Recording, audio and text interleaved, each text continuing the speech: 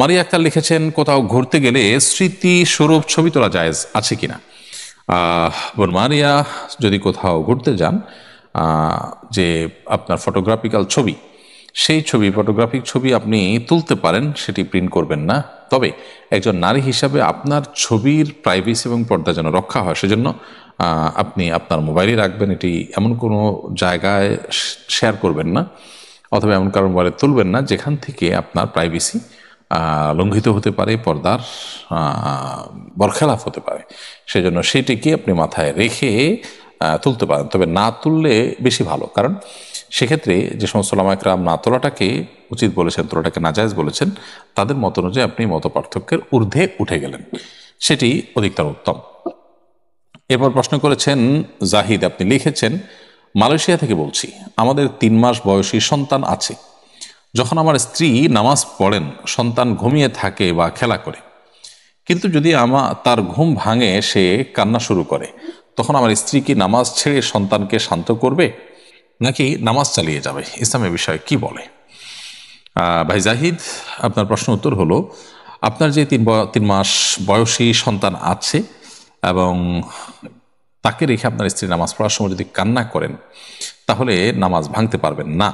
কারণ বাচ্চার কান্না তো এমন বিষয় না যেটা আসলে বাচ্চার বড় কোনো বিপদ ডেকে আনতে পারে, সেটা থেকে উদ্ধার করার জন্য তাকে নামাজ ভেঙে তাকে ধরতে হয়। হ্যাঁ, যদি এমন পরিস্থিতি হয় যে বাচ্চা কোনো বিপদে পড়তে যাচ্ছে এবং অন্য কেউ বাঁচাবার মতো নেই, তাহলে নামাজ পড়ে তাকে রক্ষা করবেন। কিন্তু এই যে কান্না থামানোর জন্য সান্ত্বনা দেওয়া ইত্যাদি, এগুলোর জন্য নামাজ ভাঙা কিন্তু জায়েজ নাই। চরমনায় পীর সাহেব সম্প্রতি স্কুলে ধর্মীয় শিক্ষক নিয়োগ বাধ্যতামূলক করার দাবি জানিয়েছেন। আপনি কি এই দাবির সঙ্গে একমত? শুধু একমত নই, আমি মনে করি এটা যুগান্তকারী একটি উদ্যোগ তিনি গ্রহণ করেছেন, এবং এখানে অন্য সবার শতকণ্ঠে ঐক্যমত পোষণ করা দরকার। কারণ আমরা জানি যে আমাদের এদেশের অভিভাবকেরা, তারা তাদের প্রিয় সন্তান সন্ততিদের জন্য আলাদা হুজুর রেখে ধর্মীয় শিক্ষার ব্যবস্থা করেন। যে দেশে বেশিরভাগ মানুষ তাদের সন্তানদের ধর্মীয় শিক্ষা দিতে চান, এর জন্য আলাদা এফোর্ট, আলাদা পয়সা, আলাদা সময় তাদের ব্যয় করতে হয়। কেন সে দেশের শিক্ষা প্রতিষ্ঠান জনগণের সে আশা আকাঙ্ক্ষার প্রতিফলন তারা ঘটাবে না? তাহলে তো সেক্ষেত্রে জনগণের হাজারো লাখো কোটি ঘন্টা বেঁচে যায়, টাকা পয়সা বেঁচে যায়, এফোর্ট গুলো আলাদা করে দিতে হয় না। তো আমি মনে করি যে যদি স্কুলে ধর্মীয় শিক্ষক নেওয়াটাকে বাধ্যতামূলক করা হয় এবং ধর্মীয় শিক্ষার মুসলমান শিক্ষার্থীদের জন্য বাধ্যতামূলক করা হয়, তাহলে সেক্ষেত্রে এর মাধ্যমে জনগণের হাজারো লাখো কোটি আপনার যে ঘন্টা, সেগুলো বেঁচে যাবে, এবং তাদের যে অর্থ ব্যয় হয় আলাদা করে এটার জন্য, সেটা বেঁচে যাবে। আমার মনে হয় এই দাবি পেশ করে চরমনায় পীর সাহেব খুবই যথার্থ একটি কাজ করেছেন, পরিপূর্ণভাবে আমরা তার সাথে সহমত পোষণ করছি।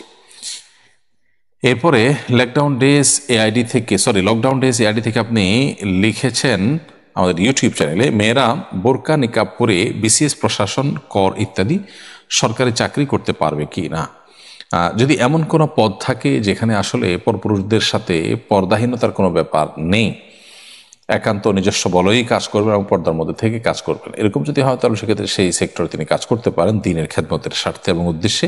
কিন্তু শরিয়ার যে মৌলিক শর্তগুলো আছে ক্ষেত্রে সেগুলো প্রযোজ্য হবে।